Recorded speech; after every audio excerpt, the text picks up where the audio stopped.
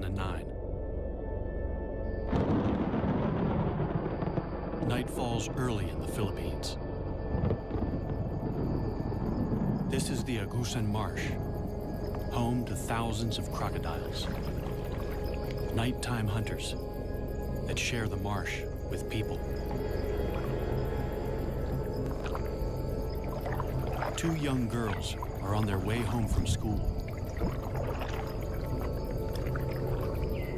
They have no reason to be scared. There's never been trouble with crocodiles. Until now.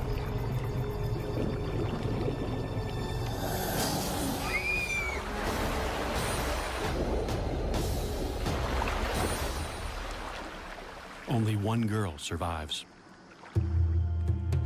Hindi mabuti.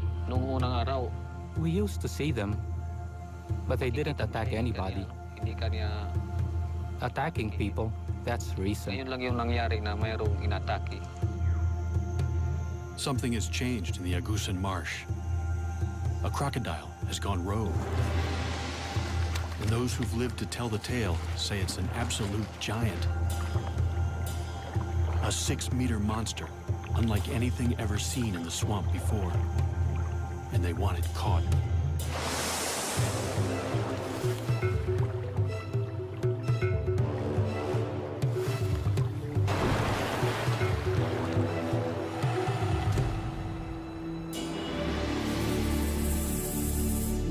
And just 5 kilometers from where the girls were attacked, villagers catch a massive crocodile.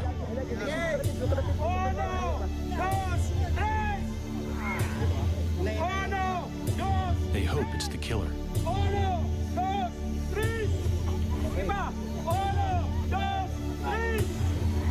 All night long, they struggle to haul it back to the village. It's alive. It still wants to fight. It's clearly an exceptional animal. But the real question is, have they just caught the largest croc on record? And will that finally bring an end to 2 years of terror? The Agusan Marsh lies on the island of Mindanao in the southern Philippines. It's an almost pristine wetland the size of the city of Chicago. At the southern end lies Lake Mihaba.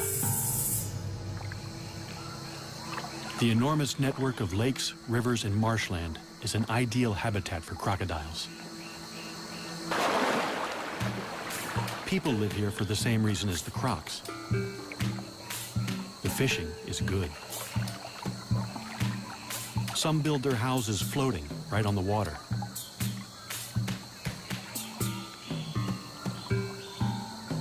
Others live in stilt houses dotted around the marsh. In the rainy season, the water level can rise by 4 meters. It seems idyllic, but something strange has happened. For 2 years, this water has brought misery and terror. A massive crocodile stalked the villagers. It ripped their precious water buffalo to shreds before their eyes. Attacked one fisherman and his son.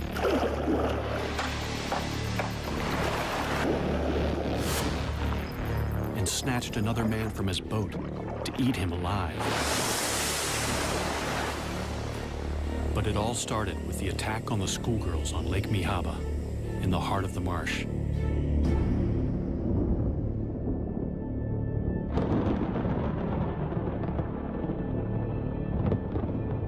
It's 6 o'clock, already nightfall. 11-year-old Marina Ruiz and her friend Echel Rodrigo are heading home from school. Fisherman Roy Dagas follows right behind.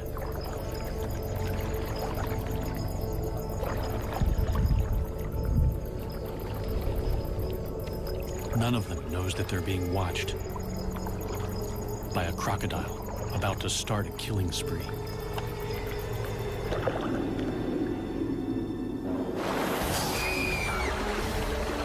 Sitting up front, Rowena never sees it coming.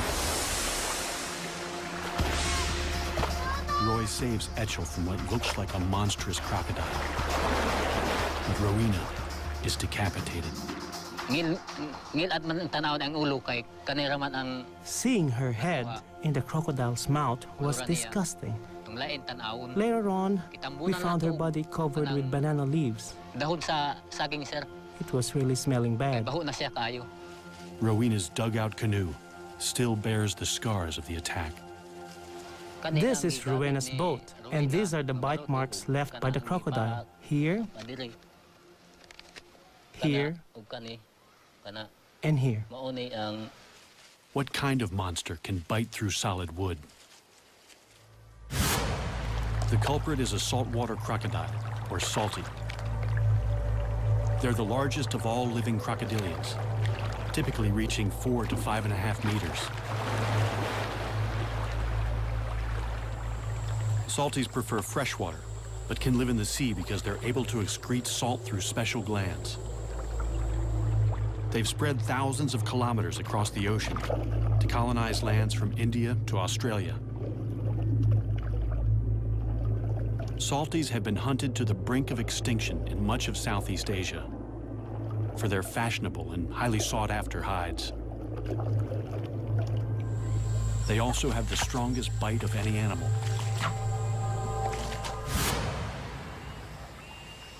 The Agusan Marsh is one of the last strongholds of salties in the Philippines. Since 1994, the crocodiles here are fully protected. Killing one could land you 12 years in prison. The tables have turned. Now the people are being hunted. Roy Dagas is badly shaken by the attack. I was afraid that Rowena's parents would blame me for her death and kill me, since I was the one who picked her up. With a rogue crocodile in their midst, no one feels safe. But they have nowhere else to go. 70% of the people here make their living by fishing. We wouldn't get any work in town because my husband is a fisherman. So we have to stay here in the Agusan Marsh. We have no choice but to stay here. The people who live in the marsh are mostly an ethnic minority known as the Manobo. They live a mostly traditional lifestyle in one of the poorest areas of the Philippines, completely dependent on the marsh for their livelihood. After years of peaceful coexistence, people here suddenly live in fear of crocodiles. We stay inside most of the time because we are scared. We only go outside when Roy is around. We used to see them, but they didn't attack anybody. Attacking people, that's recent.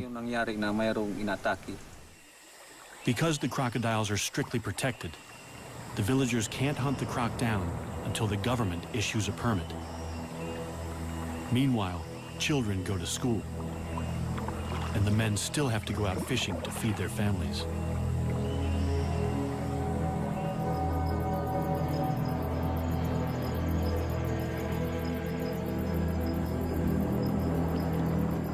Roy's brother, Reynaldo Dagas, is fishing with his son at their favorite spot in the marsh, right in the beast's lair.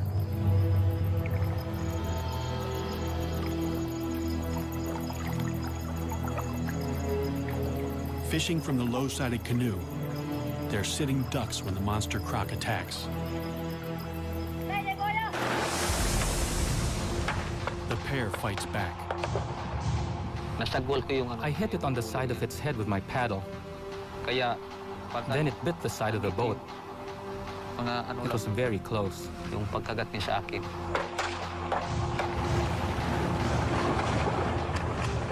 bolt to the bank in safety.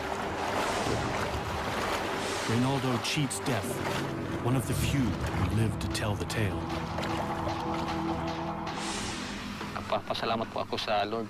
I thank the Lord for saving me that night, or I would have been dead meat. Natsambahan, wala na ngayon. Just downriver from Lake Mihaba lies the village of San Marcos, population 1,075. The village has no electricity or running water. It's the main base for the Manobo, including people who live in floating houses and retreat here in the rainy season. Rudy Ayala is the chieftain of this area. Ang pinakadako nga hulga sa buaya. The biggest threat to crocodiles here is the growing number of people moving into the crocodiles' territory, competing with them for food and space.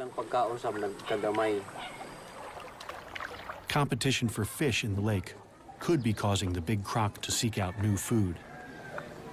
In San Marcos, it's found a ready supply. The people throw their garbage, including animal carcasses, in the water. The crocodile has been spotted in the river that runs through the village. Rudy lays down the law. The advice is simple. Don't lure the crocodile into the village with easy meals. It seems to work. There are no further attacks near San Marcos. Instead, the crocodile sets off in a different direction. It's been spotted 5 kilometers south of Lake Mihaba, and it's about to kill again. Nueva Era is a remote village set back from the marsh. The small stream that flows through it is the sole source of water for 1,300 residents. A 15-meter wooden bridge is the only safe crossing, especially now that the croc is in their creek. It's a long way from home, having swum through a network of rivers and creeks to reach the village from Lake Mihaba.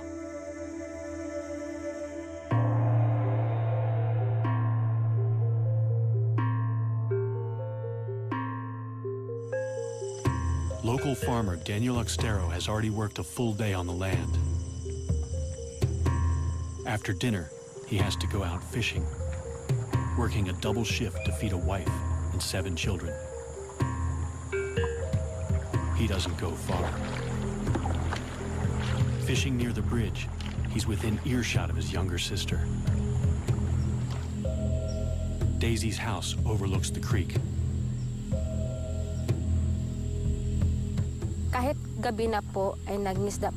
Even though it was dangerous to be on the creek at night, Daniel had to go fishing so he could buy rice the next day and feed his family. Without knowing it, Daisy hears her brother's final moments.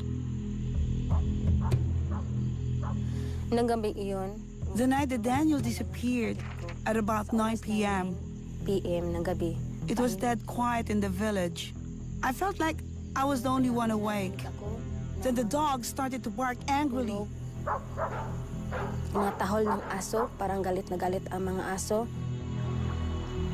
And then I heard splashes in the water. Very loud splashes. I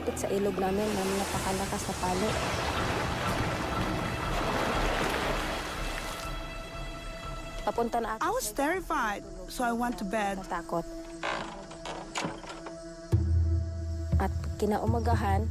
The next morning, one of our relatives came to tell me that Daniel had gone missing.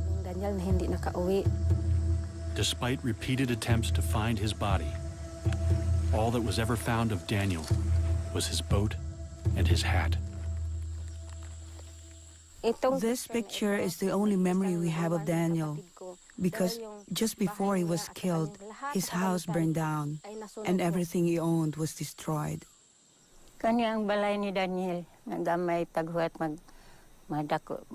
This was Daniel's house, but it burnt down.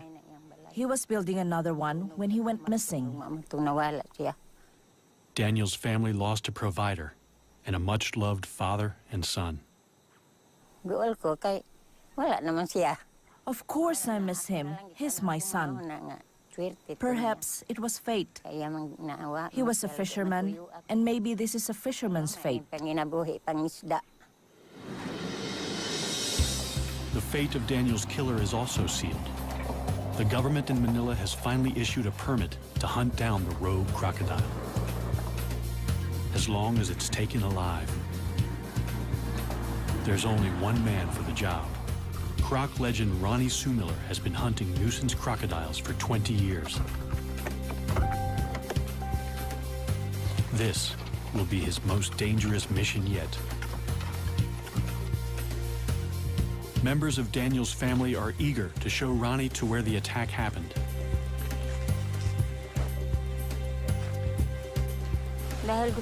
I really want them to catch that crocodile because I want to see if it ate my brother. I am scared of the big crocodile. Para sa mga buhaya, We're especially afraid for the children. There are lots of children here. bata. The children don't swim here anymore, but they're in great danger anytime they come close to the creek. The water's edge is a favorite hunting ground for crocodiles. They're ambush predators. It's a strategy honed over millions of years. By lowering their heart rate to 2 beats per minute, they can stay submerged for an hour without breathing, waiting for prey to stray into the strike zone. The attack is sudden and fast. Death can be slow. Crocodile teeth are not for chewing. They're for holding the prey, while the croc uses brute strength to rip it to pieces. They spin to tear off chunks from large prey, the infamous death roll. Smaller prey is shaken to pieces. Ronnie's plan is to use the croc's own preferred hunting strategy to capture it.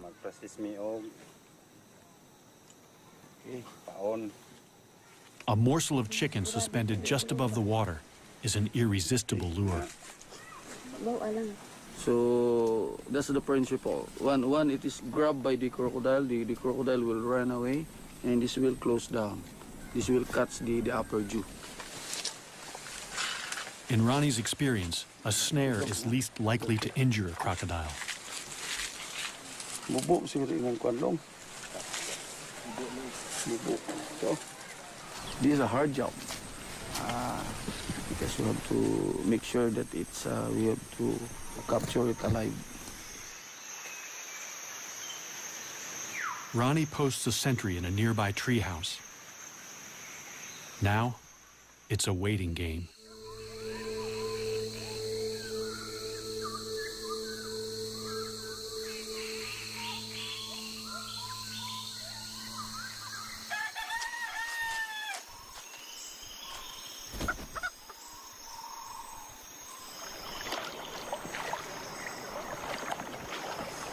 In the morning, the bait is gone and the trap is torn.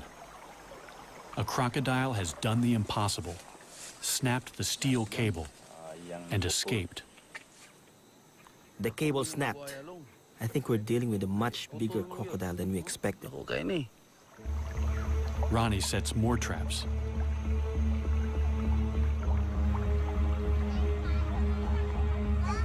For the villagers, it's a terrifying wait.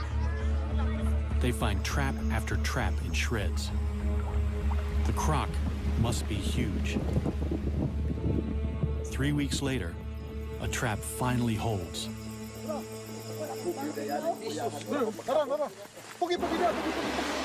This time, they've got it.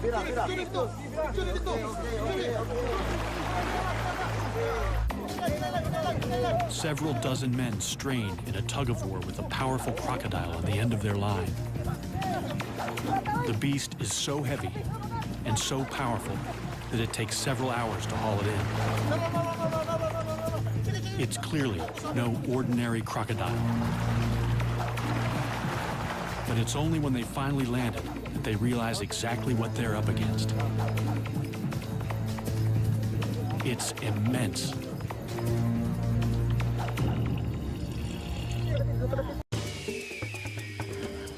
This show was created for you and your family to watch together. Welcome to Nat Geo Wild.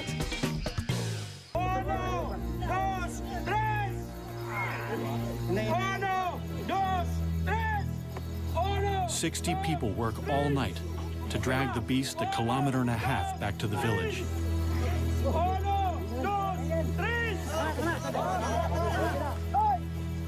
It's over a ton of muscle, power, and killer instinct.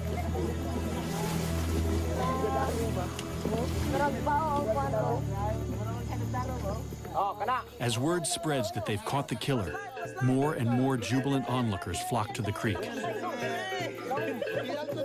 Everyone wants to get close to the enormous animal now that he's tied down.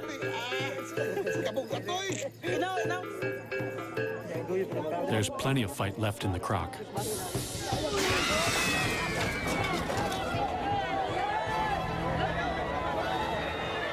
For a moment, everyone's heart stands still. The ropes only just hold. But the hard part is yet to come. They have to transport the enormous reptile 11 kilometers to a purpose-built tourist park at Consuelo, near the main road. The problem is, the road to the park is on the other side of the creek. And the only bridge is far too rickety and narrow. They have to transfer the killer crocodile to a makeshift pontoon and float him across.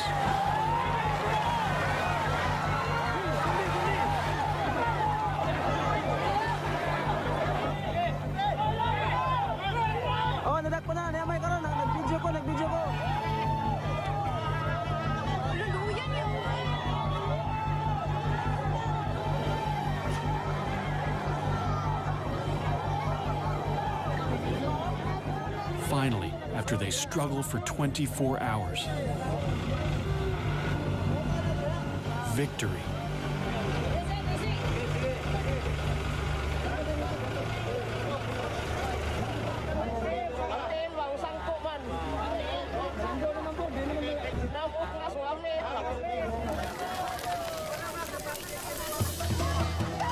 The party goes on deep into the night.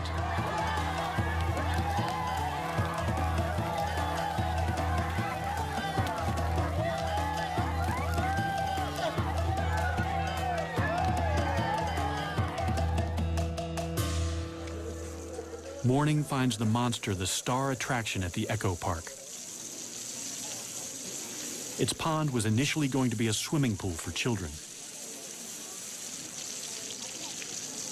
It's clearly a male. He weighs more than 1,040 kilos. Female salties rarely exceed 160 kilos and grow no more than 4 meters. This guy looks to be over 6. They call him Lolong. Lolong could get them into the Guinness Book of Records. They finally get a good look at him, but the villagers have second thoughts about whether this is the killer croc. That's not the right one, is it? No, it's too small. In the cold light of day, they say that no matter how big he is, he's just too small to be the killer.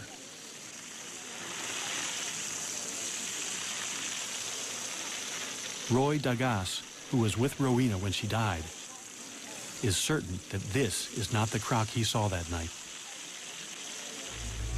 It's too late to prove Lolong killed Rowena 2 years ago. But Daniel Oxtero has only been missing a few months. Could his remains still be inside Lolong's stomach? Crocodiles swallow large chunks of prey, bones and all, without chewing. They have the strongest stomach acid of any animal. Flesh will be dissolved in days, bones in a matter of weeks. But they can't digest anything made of keratin. So horns or human hair and fingernails can remain inside the croc for months. It's a long shot, but the people are desperate for answers. They can't slice him open. The next best thing is to pump his stomach. As soon as news of the capture breaks, Ronnie rushes back to the village to look for proof. He inserts a length of plastic tube down the croc's gullet.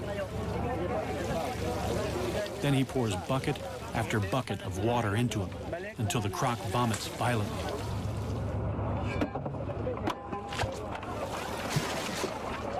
Ronnie doesn't find any human remains. The stomach pumping is inconclusive.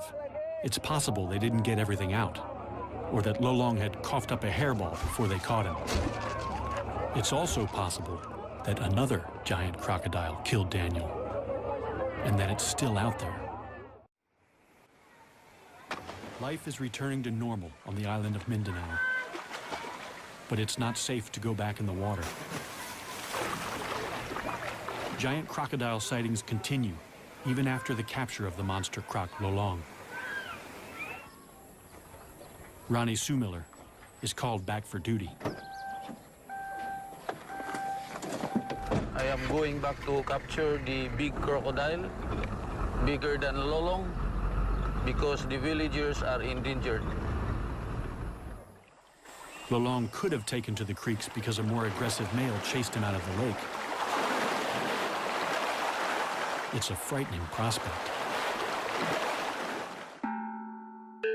The first place to look is Lake Mihaba in the heart of the marsh. Agusan's crocs are notoriously shy, so the best chance of finding it is at night. We are going to Lake Mihaba to spotlight and hopefully to see large crocodiles. With a local guide, he ventures into the crocodile's world at the most dangerous time. Every attack so far has occurred at night. It's dangerous to do this in this lake because of the presence of the large crocodile. But using flashlight, normally they will not attack. They're not alone. There are hundreds of crocodiles all around them.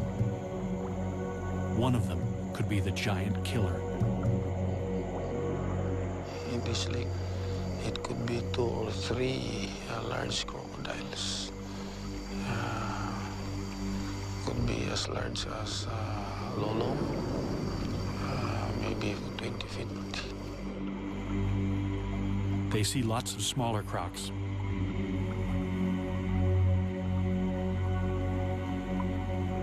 Ronnie spots a likely suspect. Or it could just be the light playing tricks. This is the area where Rowena was attacked by the crocodile. So the boat was capsized. They don't want to be the next victims, so Ronnie calls it a night. Then he gets another break in the case. Near Nueva Era, he hears of a rare sighting of a giant crocodile in broad daylight. He misses it by only hours. Hello. Hello. Did you see a crocodile over here? Yes, at about 11 o'clock. So, this is where its head was positioned? Yes, with its shoulders over here. How big do you estimate its head was? It was huge, and he had his mouth open like this. With a stick, Ronnie measures where the head was, so he can estimate the croc's total length. So they're at the pit. I've never seen a crocodile like this. He is almost 40 feet, I should say. It's really a huge crocodile. Even for a skeptic, it's scary to imagine the croc that hauled out here. Then Ronnie discovers that this is not the first time that someone has reported a 12-meter croc around Nueva Era. A few months ago, Javar Abdul saw a colossal crocodile take down his prize water buffalo, or carabao. Imagine the croc that could take down one of these. A fully grown carabao weighs almost 500 kilos. Losing an animal like this is like losing a tractor. They are our livelihood. We use them to plow the fields and to haul logs. It was a huge loss for me because it was the only carabao I had. The monster dragged the massive carabao downstream, but got stuck under the bridge, so Javar got a good look at the culprit. So why couldn't the croc pull the carabao under the bridge? The water level was too high, so the legs of the bridge were blocking it.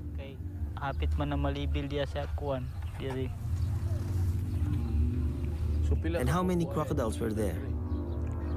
Two. Two? Were they different sizes? Yes, a big one and a smaller one. Then he drops a bombshell. The smaller one was Lolong. How big do you estimate the big one was? I estimate more or less from that point over there to the far side of the bridge. Okay, let's measure that. Instead of one giant croc chasing another out of Lake Mihaba, it seems two giant crocs were feeding together. And the second one was even bigger than Lolong. Wow! 12 meters, ang taas. Oh, dako gyud nga buhaya kay 12 meters man. Ronnie now has two sightings of a croc even larger than Lolong, the one they captured, and no incriminating material in Lolong's stomach. So another croc could be responsible. Good news. An expert is on his way to measure Lolong and see if he's a contender for the world's largest croc. Dr. Adam Britton is the go-to guy for crocodiles for the Guinness Book of World Records. He certified the current record holder only a few months ago. At 5.5 meters, Australia's Cassius clay is the world's largest captive crocodile. Lolong could be bigger. Nothing can prepare Adam for what he's about to see. Here we go, Adam. Let's So see this Lolong. is Lolong. Yep.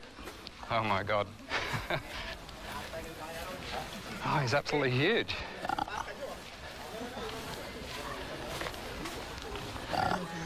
That's Lolong. It's incredible. Yeah. So really huge. I think he's the biggest crocodile I've ever seen. Yeah. To qualify for the Guinness record, Adam has to ensure Lolong lies perfectly flat and dead straight. So how do you measure a giant man-eater? It would be good to do it actually down the crocodile's back. Very carefully. Two different drugs. One is a muscle relaxant, and the other one is Valium. So he'll actually, hopefully, be quite happy while we're measuring him. While he's under, Lolong is in danger of overheating, so he must be constantly hosed down. Adam has never sedated a crocodile this big before, and he's not sure how long it will take. But it's a large crocodile, and it's going to take a long time. Relative to how long it normally takes, it's going to take a long time for this drug to actually take effect. First, he has to get the needle into the monster croc. Adam gets dangerously close to the largest salty he's ever seen. So yeah, Ronnie, if you can keep a close eye on him. Yep.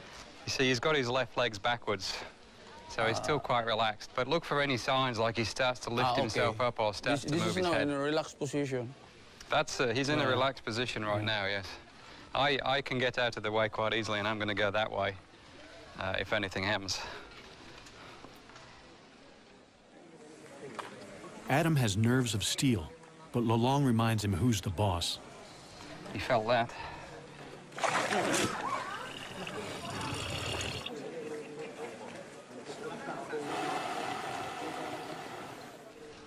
He's got some really powerful muscles that run down his tail, and this is intramuscular. So I'm just gonna go between the scales here. You see, this skin is so soft, it'll just go straight in. If I were to try and get it through there, it's actually quite tough. Okay.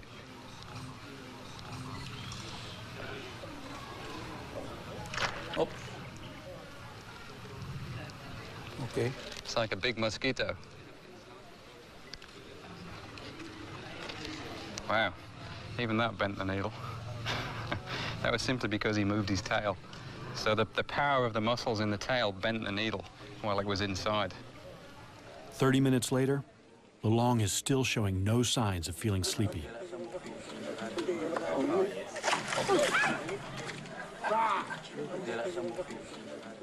It's actually good. Every time he swings like this, then his blood is pumping. And the sedative that we put in will take effect more quickly. Okay. The sedatives are still showing very little effect.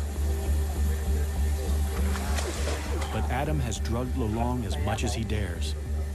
Too much could kill him. They're going to have to shut those massive jaws by force. We have to remember that this crocodile is huge, it's enormously heavy, very powerful. Adam can't do it alone. He's going to need some help. We're going to use 6 people for this procedure. He's going to have, by the time we've finished here, he's going to have 2 ropes on his jaws. So one person on either side of his head is going to hold those ropes nice and tight. Then I'm going to jump on the back of his neck and push his head down. This is after I put a towel on his eyes. I'm going to get one person then behind me to help me keep weight on his chest, and then 2 more people on his back legs. And we're going to lift his legs up off the ground so that he doesn't have any leverage with those legs. And he's still going to be stronger than us, really. I mean, he's huge, incredibly powerful, strong crocodile. But it's amazing, when you get on the back of the head, particularly, and you cover the eyes and you put pressure down there, they often give up. They'll just sit there and say, okay, do what you need to do. Fingers crossed, anyway. Ronnie rounds up 5 volunteers. They have to get in the pen with the giant crocodile and sit right on his back. Okay, let's go and test him first and see if that drug is taking any more effect.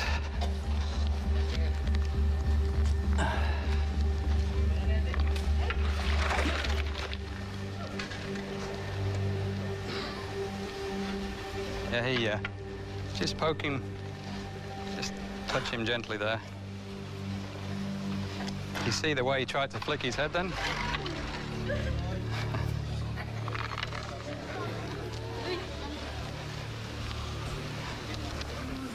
He's definitely lost some of his strength. They place towels over Lolong's eyes to help keep him calm. Okay.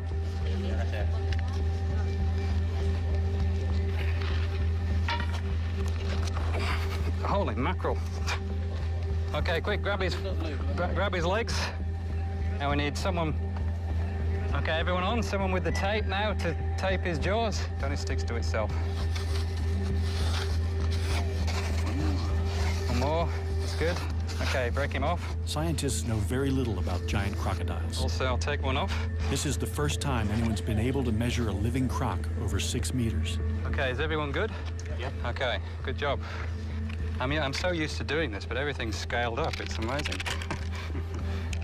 It's like measuring a dinosaur. It's just, it's amazing. I'm not used to this. 84. 84, what was the name? 84, that's the interorbital. Okay. Adam takes this rare chance to make detailed measurements. 255, it's actually 496. What do you say? 450? Finally, yeah, okay, 450, the one exactly. everyone's waiting for. Now for the moment of truth. Dr. Adam Britton is going to measure snout to tip along the curve of Lolong's body. Yeah, that's good, yep. All right, just make sure this goes straight down the middle again. This is the one that has to be.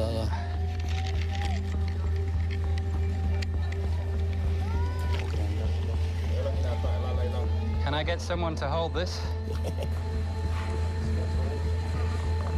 6170. 6170. Which is the largest saltwater crocodile in the world. 6170. In fact, that's the largest crocodile in the world, full stop. 6170. Lolong is 6.17 meters long, the largest known living crocodile, by more than a half a meter. Time for a photo opportunity as Adam declares a new Guinness World Record. The official size of Lolong is 6.17 meters.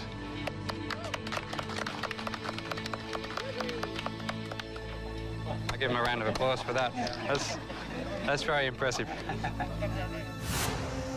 How did Lolong get so big? Adam thinks he was born to it, and that he could have big brothers with the same giant crocodile DNA. As with humans, nurture is just as important as nature. Crocs grow most when they're young, but any stress inhibits growth. Only 1 or 2 siblings in a clutch reach their full potential. In his formative years, Lolong must have had plenty of food and few competitors. There were also far fewer people in the marsh to stress him out with their outboards and dynamite. Adam has what he's come for, but getting off again is almost as hard.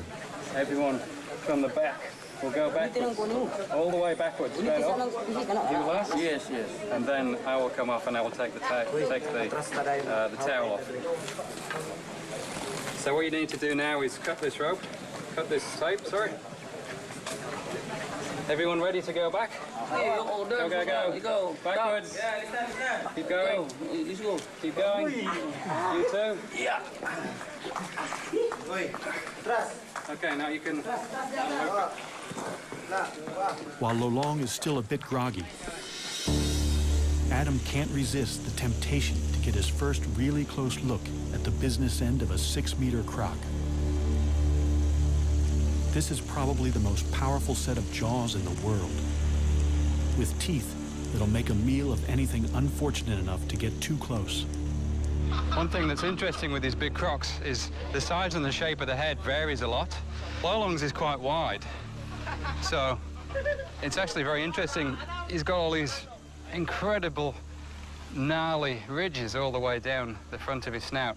But you look at his head and it's so flat and wide. Oh, and now he's opening his eyes to look at me. So, well, if he's looking at me, I'm going to move a little bit further out of range. So a saltwater crocodile has got the strongest bite of any animal, without question, and particularly Lolong. I mean, this will be, if we were to measure this bite, he would be the strongest that had ever been measured. It's quite amazing. But if you're going to have such an incredibly strong bite, then the jaws have got to be strong enough so that they don't splinter when you bite down on something like a turtle. The ridge bride's territory. Right now, it looks peaceful enough, but believe me, it can be a death trap.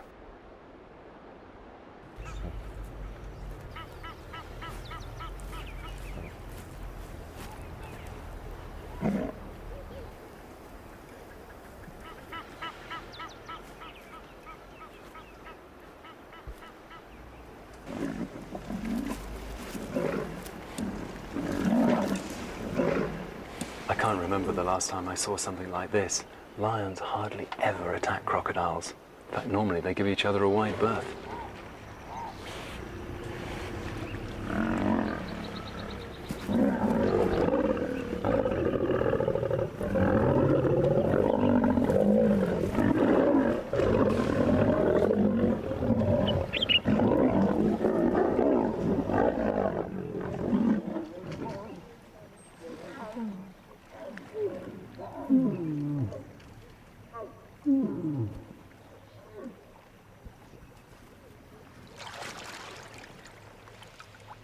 With these lions, almost anything can happen. The message is... The shape of the crocodile's head is really designed to give it that strength so that it's reinforced. So if he bit down on something, then it's not going to escape. Which reminds me, I better step back before I actually test this myself. Lolong is now officially the world's largest crocodile. His newfound fame is a massive boon to the community's tiny economy. In just the first few months, he brings in over $11,000 from tourists. There's a thriving cottage industry of Lolong-related goods. Their once mortal enemy has become a source of pride.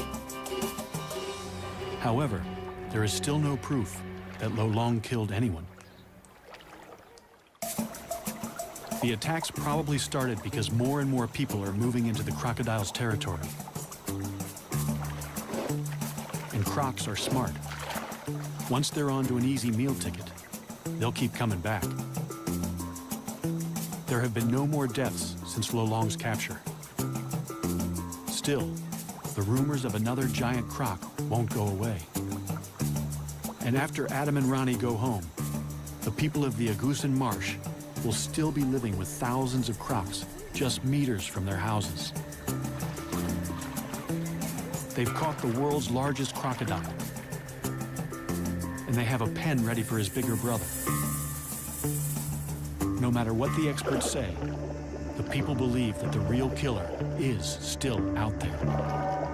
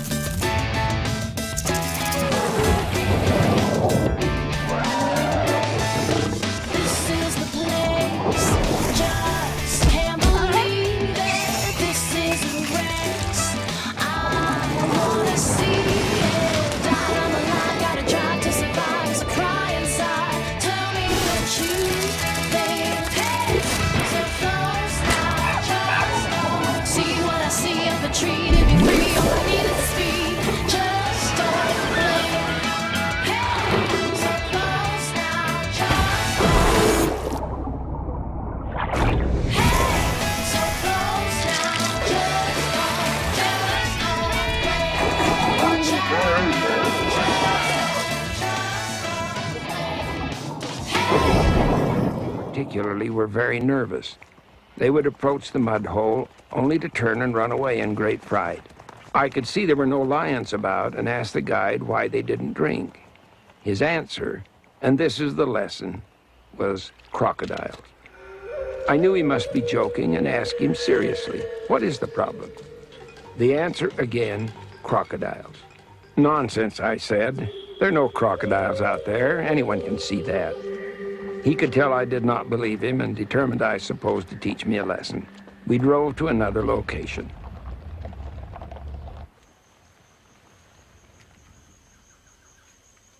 There, he said, see for yourself. I couldn't see anything except the mud and a little water. Then, all at once, I saw it.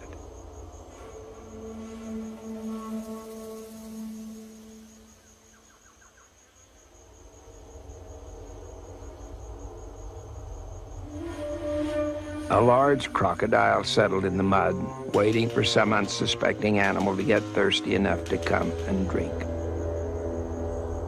There are crocodiles all over the park, he said, not just in the rivers. We don't have any water without a crocodile somewhere near it, and you'd better count on it.